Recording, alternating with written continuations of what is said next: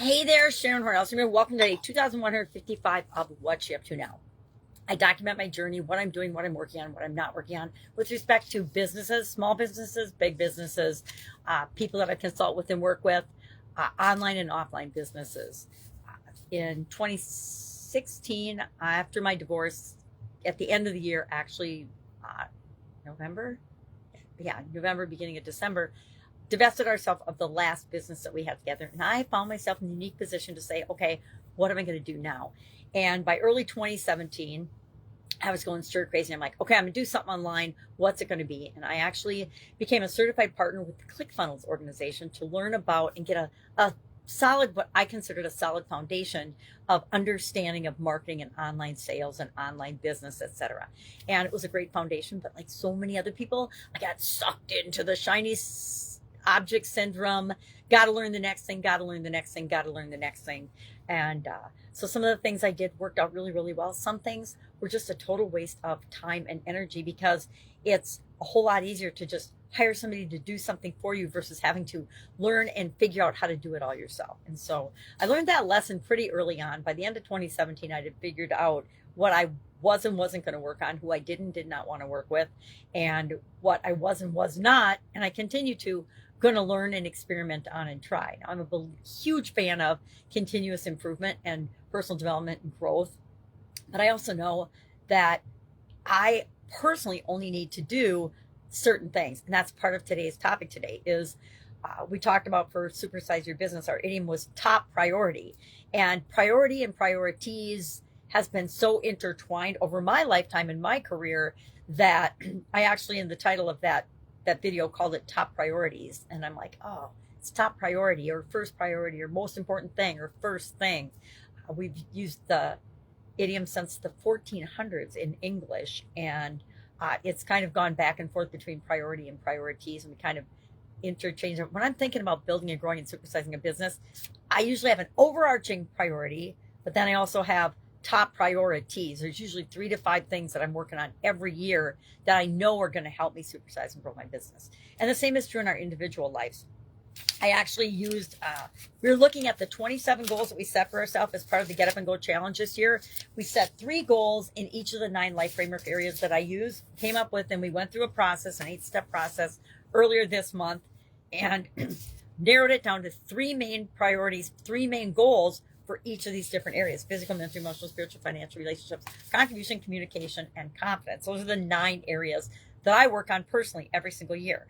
And in order to prioritize those, I said, all right, we got to have a process for looking at all 27. And I have my own, but I wanted to simplify it a little because I have like a 10-step process I go through for prioritizing all those things. But I found a 5-step, the 5 Ds, that I think is really, really powerful and useful. And we say, and we ask ourselves about each goal. We're either going to do, delegate, delay, delete, or decide to get an accountability partner and get some help with it.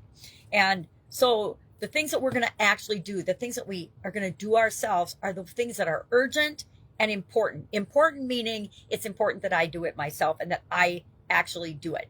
Nobody can decide what and make the decisions and choices for what I'm going to consume when it comes to eating, right? Or as a physical goal. Only I can be personally responsible. It's urgent because I have to take care of my health. It's also important because I have to be the one to do it. When we decide what things can be delegated, it's urgent, but it's not necessarily important, meaning unimportant, but unimportant that I personally do it, but it's urgent still that it gets done. So I pick the pieces of those goals that I can delegate to other people, and then I only do the things that are urgent and important that I particularly do. The third D is delay. And it's usually something that's important, but it's not urgent that it gets done before certain things, or it's not urgent that it gets done right away. The 4th D is delete. And those are things that are unimportant and not urgent. Now, again, unimportant means I don't have to be the one that does it, and not urgent meaning it can be delayed. So I'm not necessarily deleting them and not going to do them at all. It means that they go way down on my priority list. And finally, decide is the 5th D. Do I want to have help and accountability partners for this particular goal? And a lot of my goals, I do have coaches and mentors and accountability partners for, because they help keep me on the track of getting that goal, in this case next year. Then if life has a tendency to get in the way for all of us. And it's really helpful to have someone, not to hold my hand, but to hold me accountable to making sure I get those things done. I'm pretty good about being my own accountability partner, but every once in a while, I need that extra kick in the rear, just like everyone else does. I also talked about for Supersize Your Business, what are our humans' top 5 priorities? They're, of course, good health, family and relationships, confidence, meaning self-investment and self-improvement, money and work, and then 5th is balance of mind, body, and soul or spirit, whatever you call it. Those are the top 5, statistically and based on studies that people have done. I would say those are definitely on my top 9 list. If I have, my 9 areas are my top 9 priorities for my life. And I've learned over the decades that if you ignore any one of those 9 areas long enough, it is going to get your attention.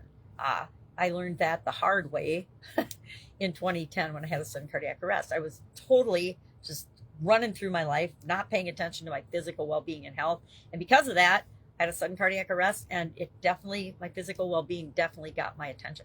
Actually, physical, mentally, emotional, relationships. It was a crazy time. All right. That's all I've got today. If I can help you in any way, hit me up and let me know. I am super late today because I was hanging out with my beautiful 2-year-old granddaughter this morning, who just is amazing and cracks me up. But I am here and working now, and so if you need anything, just ask. Otherwise, I'll of course be with you tomorrow. Have a fantastic day. We're getting close to Christmas, and it's always an exciting time. All right.